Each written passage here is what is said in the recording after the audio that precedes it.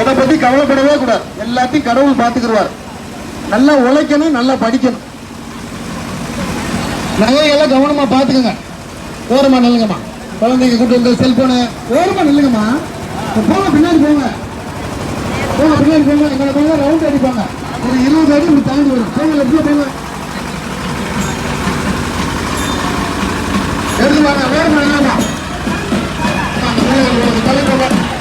Ground நாட்டு செயல் காரணமா கொஞ்சம் பின்னாடி போகலாம்.